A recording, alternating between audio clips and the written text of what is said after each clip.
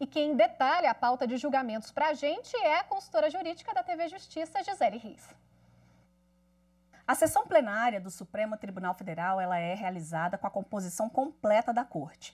Os 11 ministros se reúnem no plenário, que fica no edifício sede localizado na Praça dos Três Poderes, para analisarem os processos que são da competência do plenário, como, por exemplo, no julgamento das ações diretas de inconstitucionalidade e também recursos extraordinários com repercussão geral.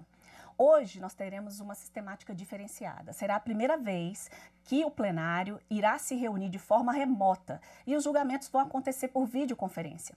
Ontem nós demos aqui no jornal que as sessões de julgamento das turmas foram feitas por videoconferência, mas hoje será a primeira vez em que o plenário, ou seja, o órgão máximo do Supremo Tribunal Federal, irá proferir suas decisões, a analisar os processos que constam na pauta com a utilização dessa nova metodologia. Na pauta constam 3 processos. Os 2 primeiros são ações diretas de inconstitucionalidade que foram ajuizadas questionando as medidas provisórias que alteraram a lei que estabeleceu medidas de isolamento social, de quarentena. A lei trouxe a previsão que as autoridades, dentro da sua competência, elas poderiam então dispor sobre essas medidas no enfrentamento à pandemia do coronavírus. E também tratou sobre a restrição temporária de portos, aeroportos, rodovias, tudo isso para limitar a entrada e saída do país e também o transporte intermunicipal e interestadual. Na primeira ação da pauta, ela foi ajuizada pelo PDT, argumentando que haveria ofensa à autonomia dos estados e pedindo a liminar, para que fosse restabelecida essa competência no sentido de que os estados pudessem estabelecer normas para combater a pandemia. E aí o ministro Marco Aurélio, ao analisar esse pedido de liminar, ele entendeu por bem conceder parte dos pedidos que foram formulados. O ministro Marco Aurélio deixou bem claro que as medidas provisórias, elas não anulam a competência concorrente dos demais entes da federação. De acordo com a decisão do ministro, estados, Distrito Federal e também os municípios podem legislar, sim, estabelecendo medidas normativas e administrativas envolvendo questões de saúde e medidas sanitárias.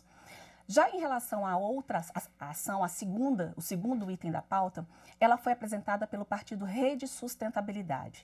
E eles acabaram focando mais na questão do transporte intermunicipal.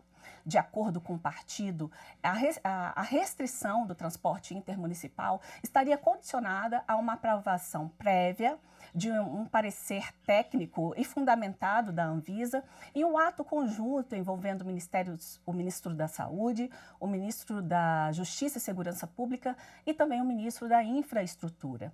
E aí o argumento da legenda é exatamente que essas exigências acabam por engessar atuações dos estados em relação às medidas que poderiam ser determinadas para o enfrentamento da pandemia do Covid-19. Nesse caso, o ministro Marco Aurélio entendeu por indeferir o pedido de liminar. Ele não suspendeu, o partido queria que as normas fossem suspensas, mas o ministro entendeu por bem mantê-las, que não haveria motivo algum que justificasse a suspensão dessas medidas provisórias. A última ação que está na pauta é uma ação direta de inconstitucionalidade por omissão. Ela foi apresentada pelo partido Rede Sustentabilidade e questiona exatamente uma omissão do Poder Legislativo e do Poder Executivo no que diz respeito à implementação daquele benefício emergencial. Acontece que esse benefício de prestação de emergencial, ele acabou sendo depois autorizado, mas a decisão que eu vou falar aqui para vocês, tomada pelo ministro Marco Aurélio na época em que a ação foi apresentada, foi no sentido de arquivar o processo. Ele entendeu que esta ação seria inviável, porque já havia uma movimentação tanto do Congresso quanto do Poder Executivo no sentido de aprovar essas medidas. Nós temos, então, 3 ações, todas elas são de relatoria do ministro Marco Aurélio, e agora os ministros eles vão analisar se mantém ou não essas decisões que foram tomadas em caráter provisório pelo relator do caso.